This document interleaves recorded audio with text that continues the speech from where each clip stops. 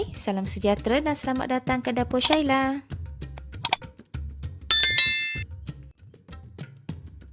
Hari ini Shaila nak masak kuah dalca ala vegetarian.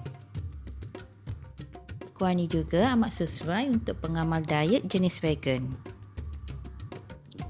Kita mula dulu dengan merendam kacang dal Australia sebanyak 2 cawan selama 45 minit. Lepas tu, kita bilas beberapa kali dengan air bersih. Shaila masukkan beberapa keping labu manis yang dipotong besar. Lobak merah 1 biji potong bulat.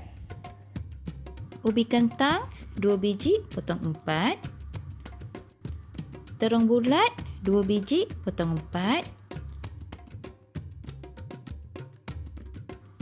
Halia 1 inci. Bawang putih 4 ulas. Cili padi 6 biji. Dan 1 sudu kecil serbuk kunyit. Kalau air tak cukup, kita tambahkan air secukupnya dan gaul rata. Shaila guna kacang dal Australia je untuk mendapatkan kuah yang pekat. Kita biarkan dia masak sehingga whistle 3 kali je, supaya sayurnya tidak hancur. Dalnya pun akan masak cepat kerana dah rendam tadi kan? Sekarang jom kita tumis. Panaskan sedikit minyak, masukkan 4 biji buah pelaga, kayu manis 1,5 inci,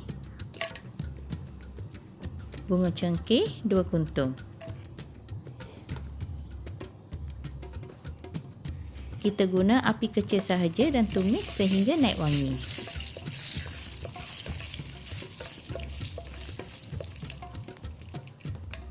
Sekarang kita masukkan jintan manis 1 sudu kecil, jintan putih 1 sudu kecil, bawang merah 1 biji potong ladu,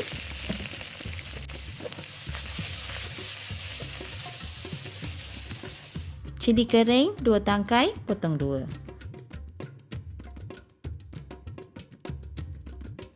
4 keping cendawan kering yang sudah direndam, Shaila potong 2.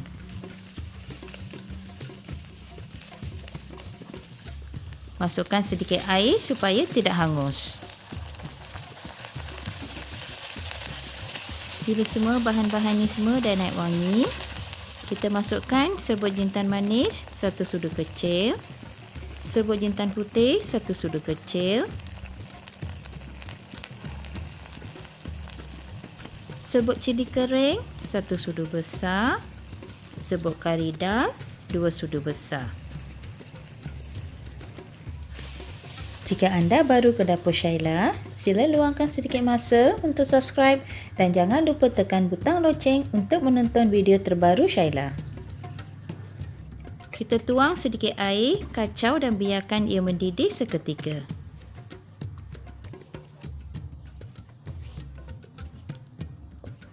Masukkan 2 tangkai daun kari,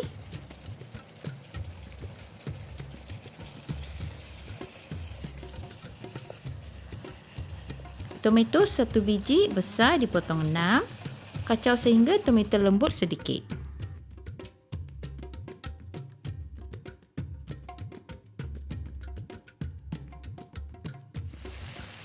Sekarang kita masukkan dal yang dimasak tadi.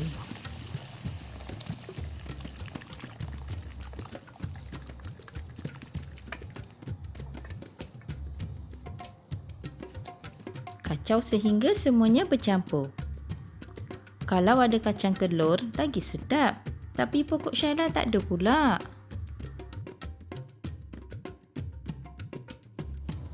Masukkan garam secukup rasa. Serbuk garam masala 1 sudu besar. Yang ni Shaila masuk akhir sekali sebab serbuk ni buatan sendiri. Dah siap sangai. Jadi tak perlu nak tumis. Gaul dan biarkan ia mendidih sekejap. Akhir sekali masukkan cili merah 1 biji yang dibelah 4 dan dibuang bijinya.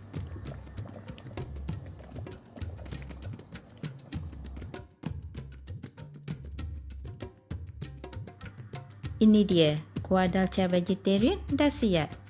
Jika perlu, boleh hiaskan dengan beberapa helai daun ketumbar. Amat sedap dinikmati dengan nasi biryani, putu mayam maupun roti canai. Jangan lupa subscribe dan tekan butang loceng untuk mendapat video terbaru. Dan juga like, komen dan share.